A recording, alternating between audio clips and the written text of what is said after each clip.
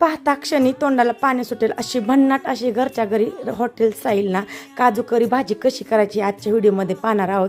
तर 3-4 कांदे घेतले होते, कोथिंबीर घेतलेली, आणखीन टोमॅटो घेतलेले 2, असे सगळे त्याचे छान असे कापून घेतले, परतून घेतले आणि थंड व्हायला ठेवले. आणि मसाला काढला होता साधा सिंपलच काजू करीचा घरचा, कांदा लसूण मसाला, थोडासा मटण मसाला आणि ते छान असं ना परतू घेतलं पहा. आणि छान असं ना त्याचा मसाला तयार केला आणि थंडगार झाल्यानंतर छान असं मिक्सरमधून तो मसाला काढला. पहा किती छान दिसतोय ना. आणि काजू छान असे ना 3 ते 4 मिनटं पाण्यामध्ये भिजत ठेवले होते आणि ते काढल्यानंतर मग त्याचे निम्मे करून घेतले. छान तेलामध्ये ना तमालपत्र वगैरे टाकून थोडीशी कोथिंबीर, थोडंसं बेसन पीठ टाकल्यानंतर काय होतं भाजीला आपल्याला एकजीव होते आणि पाणी अजिबात बाहेर निघत नाही आणि ना दिसायला खूप छान ॲक्टिव्ह दिसते आणि भन्नाटसुद्धा लागते बरं का.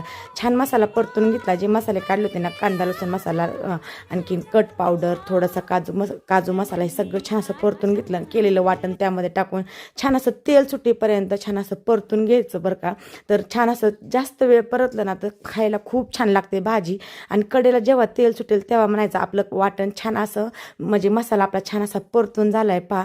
तर पहा किती छान दिसतोय ना दिसायला. पाहता क्षणी तोंडाला पाणी सुटते. आणि परतल्यानंतर त्यामध्ये टाकले छान असे क्रिस्पी तयार केलेले काजू, छान असे तुपामध्ये मी फ्राय करून घेतले ते काजू, ते त्या मसाल्यामध्ये टाकले. छान दिसते ना पहा.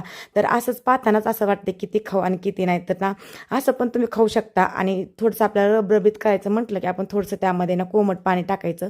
कोमट पाणी टाकल्यानंतर काय होतं खूप छान असं आपल्याला भाजीला ना स्ट्रक्चर येतं, म्हणजे ना कट येतो आणि दिसायला पण खूप छान दिसते पहा.